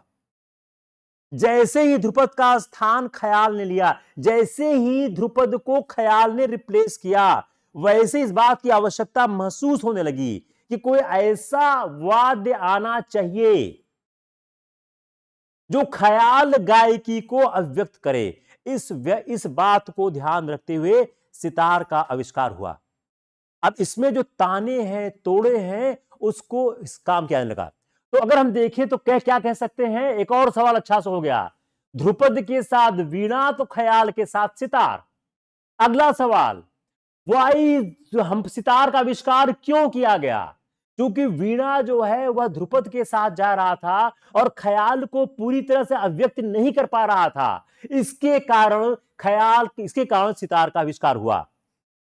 जब सितार और ख्याल एक साथ काम करने लग गए तो उनके साथ साथ और वाद्यों का आविष्कार हुआ। पखावज पर सितार और ख्याल। जो पखावज था, अब जब पखावज, सितार और ख्याल, अब एक कदम और आगे बढ़े लोग। पखावज, सितार और ख्याल जब साथ चल रहे थे तो ये पखावज जो था वह उतना अच्छा काम नहीं कर रहा था। तो फिर मैं एक महसूस हुआ कि क्या किया जाए, तो अब तबला आ गया। यहां पर आ गया तबला। ध्यान सुनिएगा कैसे यह आविष्कार हो रहा है।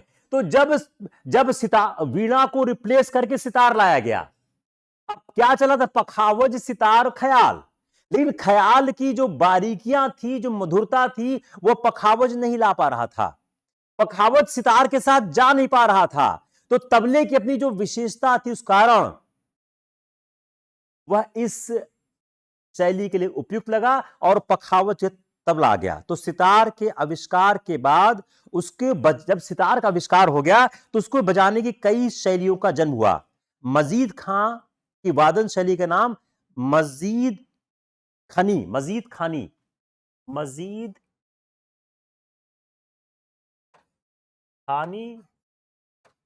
मजीद खां सितार, एक और कॉम्बिनेशन, मजीद खां और सितार। तो सितार की जो एक विशिष्ट शैली का विकास हुआ, जिस विशिष्ट शैली को मजीद खां बजाते थे उसको मजीद खानी कहा जाने लगा। और जो लखनऊ के गुलाम रजा खां थे उनके नाम पर बना रजा खानी। रजा खानी। ये सब सवाल आए नहीं है आज तक।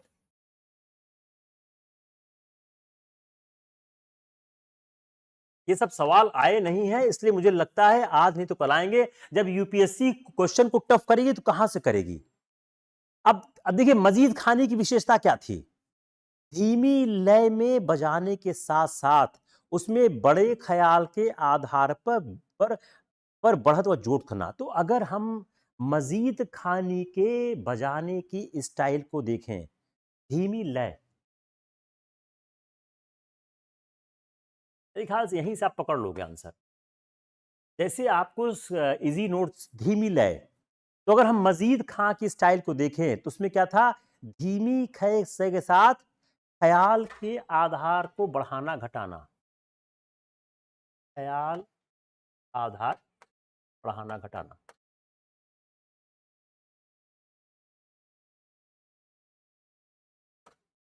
अभी आएगा नहीं आएगा कहना मुश्किल, लेकिन आप लोग पढ़ दीजिए, उसमें कोई खास बात नहीं है। अब रजा खां की विशेषता क्या थी, छोटे ख्याल के आधार पर, जो छोटे ख्याल के आधार पर मध्य बंदिश, छोटा ख्याल मध्य बंदिश, इससे याद आ जाएगा। छोटा ख्याल, बस इतना याद रखिएगा, मध्य बंदिश, मिडिल बंदिश।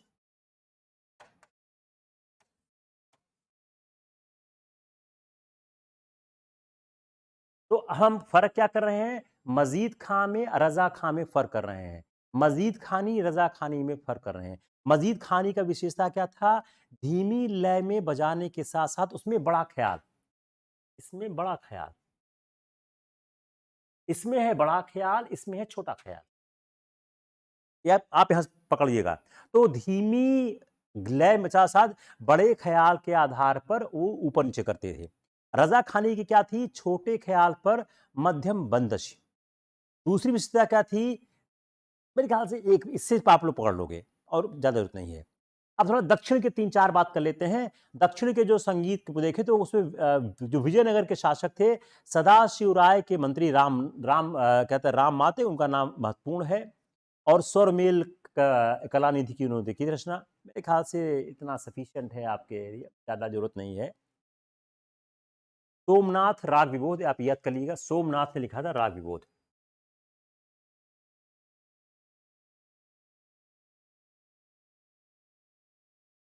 अब आप लोग इसको आज बैठ के रटिए। मैंने अपना रिसर्च कर दिया और जो बचा है मैं कल खत्म करने की कोशिश करता हूं। कल मैं पेंटिंग भी शुरू करने की कोशिश करूंगा कि आप थोड़ा पेंटिंग कर करें। क्या है, I have to travel for 1-2 days, तो हम कल सुबह क्लास आपकी 11 बजे यूट्यूब पे ही ले लेते हैं। और मेरे ख्याल से संडे को क्लास इति की है, तो आप लोग इति की क्लास करिए। मंडे मैं क्लास नहीं ले पाऊंगा, ट्यूसडे आई विल टेल कि how I will take class. तो कल की क्लास मैं आपकी मॉर्निंग में लेता हूँ। At 11 o'clock I will take class tomorrow morning. तो अगर आपको कोई सवाल जवाब हो तो आप जरूर पूछिए, I will try to answer it, otherwise I think कि आज के लिए काफ़ी हो गया।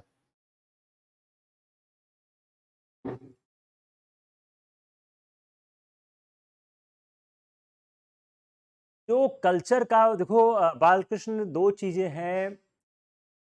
अगर आप अपना पेपर देखो तो 100% करंट से ऐड नहीं होता है। I told you so many times कि आपका 60-70% करंट से ऐड होता है। तो जो कल्चर का पोर्शन है वो आप देखो कई बार करंट से ऐड नहीं होता, स्टैटिक पोर्शन भी आता है। मैं ये नहीं बोलता हूं कि सारा करंट अफेयर्स से ही आता है, एक बड़ा पोर्शन करंट अफेयर्स से आता है। ये 30-40% आपका स्टैटिक भी आता है। तो इस तरह के सवालात हैं, इस तरह के सवाल बनने की गुंजाइश होती है। अब अ, इस यह कहना बहुत ज़्यादा मुश्किल है, सवाल किस तरह से आएँगे, कैसे आएँगे। लेकिन मैंने जितना भी आपको पढ़ाया है, मैंने सवाल सब स्ट्रक्चर किए हुए हैं। मैंने कोई एक भी चीज़, अगर आप लेक्चर को रिवाइंड करके देखें तो हर लेक्चर में हमने सवाल बना दिए हुए हैं। ख़याल धमार में क्या फ़र्क है, ध्रुपद में क्या फ़र्क है, 7 स्वर कैसे होते हैं, नोट्स क्या होते हैं, ये सारी चीज़ें जाननी भी चाहिए। ऐसा नहीं है कि ये चीज़ जानी सब चीज़ जाननी भी चाहिए। अब आप ये आपका रिवीजन क्लास की तरह का है, आप वापस जाइएगा मेरे लेक्चर पे, आपको और इन्फॉर्मेशंस मिलेगी। मेरे ख्याल से संगीत मैंने 4-5 3-4 लेक्चर में किया हुआ है। एक सवाल आपको दिमाग में ज़रूर उठना चाहिए, कितना डिटेल में मुझको पढ़ाया क्यों जा रहा है? ये आपके दिमाग में ज़रूर उठना चाहिए, कि इतना डिटेल में क्यों पढ़े? देखिए, मैंने कोई म्यूज़िक की कॉम्प्लेक्सिटी टच नहीं की है। अगर आप समझने की कोशिश करें, तो in complete lecture I have never tried to touch the complexity of the music. एक आम आदमी को, एक संगीत प्रेमी को कितना संगीत समझना चाहिए, यही मैंने बताने की कोशिश की है। अब ख़याल, धमार, ध्रुपद जानना चाहिए ना अपने को। अगर हम आप कल देखिए, कई बार लोग पूछते हैं कि आप कल्चरल सेक्रेटरी हो गए, कल्चर विभाग में काम कर गए। अगर आपको ये पता है तो आपको हेल्प करेगा, मदद करेगा ना। तो ये भी अपनी सोच है, अपनी समझ है। और जब तक आप इस तरह से देखिए, जितनी क्लासेस चल रही हैं सोशल मीडिया पे,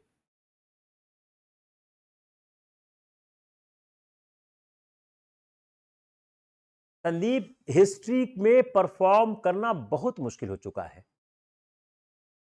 यस, पिछला लेक्चर जितेंद्र बहुत विस्तारित है, उसी को मैंने कंसाइज करने को देखो संदीप, हिस्ट्री में परफॉर्म करना बहुत मुश्किल हो चुका है। उसका रीजन क्या है? एक तो हिस्ट्री का सिलेबस बड़ा है, दूसरा आप लोगों को हिस्ट्री पढ़नी नहीं आती है। हिस्ट्री में क्या पढ़ना चाहिए आपको एहसास ही नहीं होता है। आप मेरे हिस्ट्री क्लासेस देखिए ना, आप जिस तरह से आप हिस्ट्री पढ़ते थे, मेरी हिस्ट्री क्लास जो है वो आप चाहे ऑप्शनल हिस्ट्री हो या जीएस हो, दोनों में काम आती है। तो हिस्ट्री की समझ ही नहीं हुई है। हिस्ट्री को कैसे देखा जाए समझ ही नहीं आती है। और बड़े अफसोस की बात है कि ज्यादातर विश्वविद्यालयों में इतिहास उस तरह से नहीं पढ़ाया जाता है जिस तरह का इतिहास की रिक्वायरमेंट सर्विसेज के लिए है, एग्जाम है, आईएएस के लिए खासकर है। ये बड़ी अफसोस की बात है। एक बीएचयू के प्रोफेसर है दिनेश ओझा, मेरे स्टूडेंट रह चुके हैं वो। वो 5 साल से यूपीएससी के एग्जामिनर हैं, वो कॉपी चेक करते हैं। उनका भी कहना है कि सर, जो लड़के लिखते हैं हिस्ट्री, वो समझ नहीं आता वो कहाँ से लिखते हैं, उनको उस बात का एहसास ही नहीं हो पाता है। तो ये बड़ी समस्या है आपके इतिहास को लिखने और समझने को लेके। और कोई सवाल, किसी का और सवाल, कोई और प्रॉब्लम?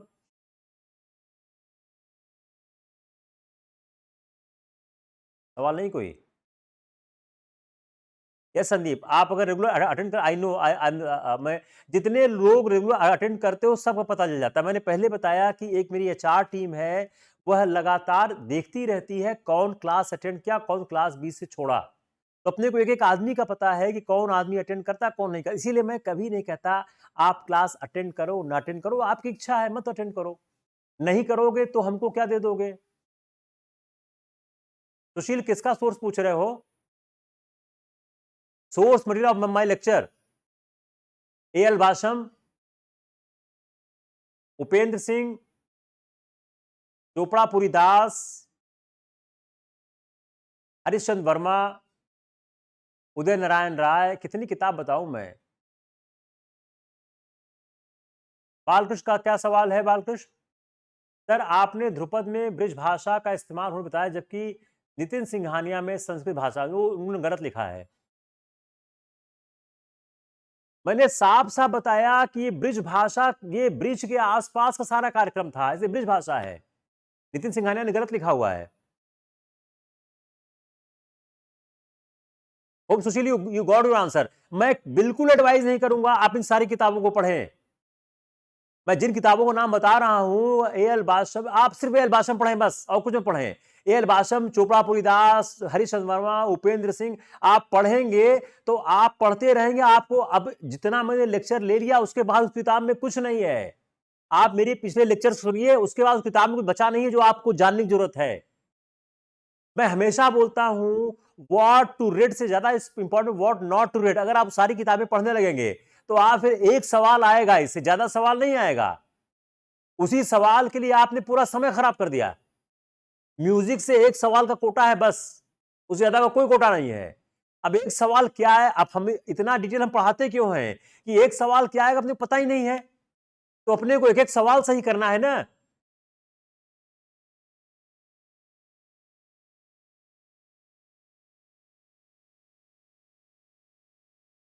आदिति लेक्चर से ही काम हो जाएगा मोरा। सिर्फ मैं एक किताब रिकमेंड करूंगा, एनसीईआरटी। आप लोग ओल्ड एनसीईआरटी जरूर पढ़ें। दूसरी किताब मैं रिकमेंड करूंगा एल बाशम। तीसरी किताब में रोमिला थापर का भारत का इतिहास, पतली सी है किताब। 3 किताब के अलावा आप चौथी किताब के चक्कर मत पढ़ें।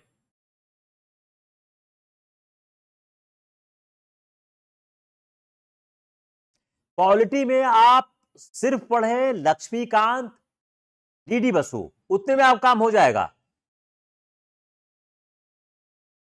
यस यस यस अलवगर्ग, आपका अप्रोच ठीक है। एनसीईआरटी पर लेक्चर में काम आपका हो जाना चाहिए। देखिए, अगर इस लेक्चर के बाहर सवाल बन गया तो किसी से हल ही नहीं होगा, वो सवाल बेकार हो गया। एनसीईआरटी और मेरे लेक्चर के बाहर का सवाल बनेगा नहीं।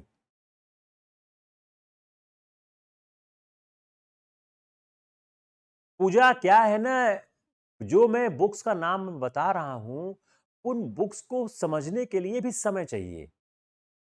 मुझको भी टाइम लगता है उन बुक्स को समझने में। तो बुक्स को खरीद लेने से तो आपका काम हो नहीं गया ना, उसको पढ़ना पड़ेगा ना। You have to understood the book. The problem is to understanding of the book. तो ये बहुत महत्वपूर्ण चीज है ना ये तो। एक बात मैं बता दूं, अगर एनसीईआरटी और मेरे लेक्चर के बाहर सवाल आ गया तो किसी से नहीं होगा वो। तो सवाल आपके काम ही का नहीं, किसी काम का नहीं है भाई। नितिन सिंघानिया से सवाल आता ही नहीं है अब। आप पढ़ डालो, उसमें पढ़ लो एक बार, कोई दिक्कत नहीं है, पढ़ लो। सवाल उससे आता ही नहीं है अब। नहीं, पढ़ लो, कोई दिक्कत नहीं है, आप पढ़ सकते हो उसको। लोग पढ़ते हैं अभी भी उस किताब को। ठीक, पिछले 2 सालों में कोई खास मुझे को दिखा नहीं उससे सवाल आया हुआ हो। तो ये है आपकी प्रक्रिया है। कल सुबह हम लोग 11 बजे एक सेशन और कर लेते हैं। म्यूजिक का थोड़ा सा पार्ट में, खास मोर और लेस म्यूजिक मैंने आपका कर दिया है, मॉडर्न थोड़ा सा कर देते हैं। और दूसरा कल थोड़ा सा पेंटिंग कर देते हैं आपकी, क्योंकि पेंटिंग भी आपकी हम रिवाइज कर देते हैं। लोगों को बहुत ही शिकायत है कि सब पेंटिंग करना पड़ेगा। अ, पूजा क्या है, हिस्ट्री जिस तरह से आप लोग पढ़ रहे हो उस तरह से हिस्ट्री पढ़ने से कुछ नहीं होगा, कुछ नहीं होगा।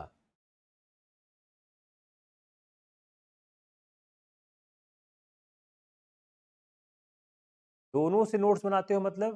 मैं समझ नहीं पा रहा हूँ। अलव्य गर्ग शुक्ला, निवेदिता द्विवेदी सर दोनों से नोट्स बनाती सर, मैंने सोचा औरंगजेब ने संगीत को बैनिश कर दिया था, खत्म कर दिया था। औरंगजेब का जो पार्ट है एनसीईआरटी में लिखा हुआ, आप पढ़ लीजिए। उसको मैंने जानबूझ के यार नहीं बोला, पिछले लेक्चर में कंप्लीट डिटेलिंग हमने की हुई है कि उसने संगीतकारों को हटा दिया, लेकिन वाद्य यंत्र बजते रहे। उसके समय में सबसे ज़्यादा फारसी से अनुवाद हुए। 4-5 पॉइंट है, आप लोग उस पर देख लीजिएगा। सुशील, आपका कहना ठीक है, औरंगजेब के समय में संगीत का हालत खराब था। एनसीईआरटी में एक पैराग्राफ 2 पैराग्राफ में है, आप लोग देख लीजिएगा। पिछले लेक्चर में भी है। मैंने देखिए है, बड़ी बेसिक चीज जो एनसीईआरटी मिलती है के बारे में छोड़ देता हूं मैं।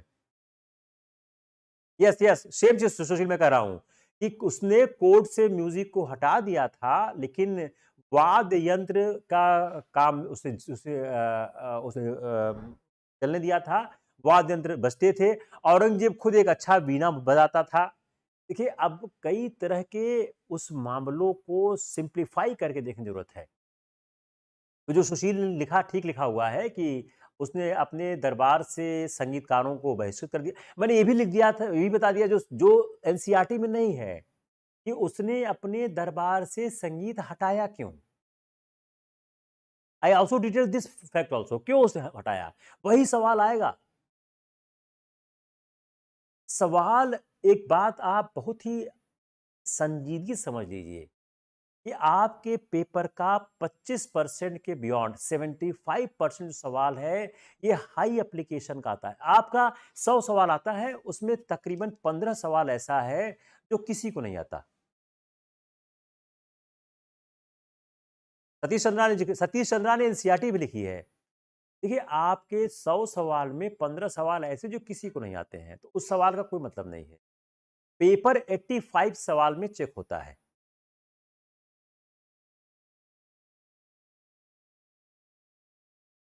उसके बाद जो सवाल बचते हैं उसमें एप्लीकेशन आता है। पूजा क्या सवाल है? एक लेक्चर्स आपका रिपीट करके 2 के में नोट्स बनाती हूँ, बार सुन बार न्यू लगता है सारे डाउट। जो जो पिछली बार का क्लास था, अगर आप डेट देखना, वो कोरोना टाइम का क्लास था। उस समय सुबह-शाम क्लास चलाई गई और कोशिश यह की गई कि कुछ चीज़ छूटे ना, और वाक़ई कुछ छूटी नहीं है। आज का जो क्लास है, मैंने उसी क्लास से निकालने की कोशिश की है कि कैसे हम उसको और ईज़ी और सिम्प्लीफ़ाई कर सकें। I think it's enough for the day. अगर कोई सवाल नहीं है तो हम लोग आज का सेशन बंद करते हैं। अगर सवाल है तो मुझे कोई इश्यू नहीं, I can answer any question you ask. I hope you have enjoyed the session, enjoyed the class. मैं एक चैनल और शुरू करने के बारे में विचार कर रहा हूँ। वो खासकर उन लोगों के लिए होगा जो नए अभ्यर्थी हैं।